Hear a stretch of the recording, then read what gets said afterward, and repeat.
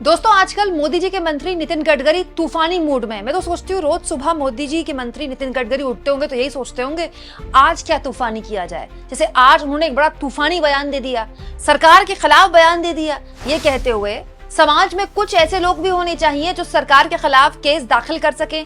अगर सिस्टम में अनुशासन चाहिए तो सरकार के खिलाफ अदालत का सहारा लेना जरूरी है। दोस्तों मतलब गडकरी साहब सरकार का हिस्सा हैं और वो ये कह रहे हैं कि सिस्टम में ऐसे लोगों का होना बहुत जरूरी है जो सरकारों के खिलाफ केस दर्ज करवाते हैं, क्योंकि अगर सरकारों के खिलाफ केस दर्ज होते हैं तो सरकारों में अनुशासन बना रहना चाहिए। तो नितिन गडकरी ये कह रहे हैं कि ऐसे लोगों की सिस्टम में बहुत जरूरत है।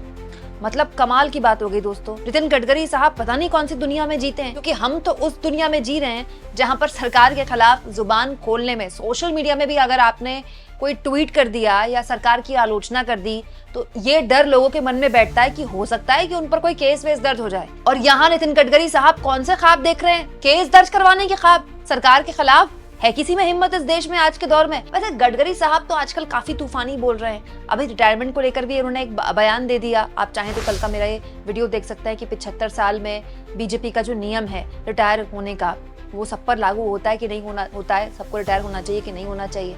और तो और मैं तो सोच रही हूँ नितिन गडकरी के ऐसे तूफानी बयान सुन के ही कांग्रेस के विधायक भी अति उत्साह में आकर कह रहे हैं कि अगर मोदी जी को रिटायर होना है सितंबर में, जो कि उनका बर्थडे आ रहा है, 75 साल की हो रहे हैं, तो गडकरी साहब एकदम बढ़िया से कैंडिडेट हैं, गडकरी साहब को पीएम बना दीजिए। ये कौन कह रहे हैं? कांग्रेस के विधायक।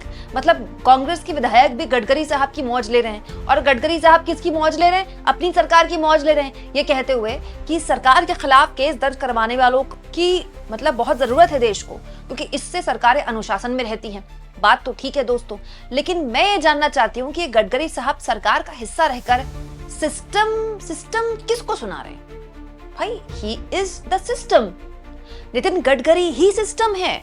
नितिन गडकरी सरकार का हिस्सा है। तो ये बात मोदी जी को सामने बैठकर गडकरी साहब क्यों नहीं बोलते कि मोदी जी, जो लोग आपकी सरकार के खिलाफ आवाज बुलंद करते हैं, उनको एंटी नेशनल कहना, राष्ट्र विरोधी कहना, उनके ऊपर तमाम तरह के केसेस दर्ज करवाना, कैसे भी करके उन पर कानूनी शिकंजा कसना, उनको प्रताड़ित करना बंद कीजिए, क्योंकि ये जरूरी है। इससे आपकी सरकार अनुशासन में रहेगी।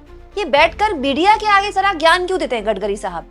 ये जो सरकार के अंदर विपक्ष बने रहने की, विपक्ष की एक विरोधी वाली एक टेक्निक जो गडकरी साहब ने इजाद की है ना दोस्तों, शुरुआत में तो इस पर खबरें बनती थी, लेकिन अब ये नौटंकी लगने लगी है। क्योंकि दोस्तों गडकरी पिछले 11 सालों से इस सरकार में मंत्री हैं और बड़े मलाईदार मंत्रालय के मंत्री हैं। तो बैठकर ज्ञान नहीं, उनको बैठकर इस तरह के मामलों को क्लोजली वॉच करना चाहिए।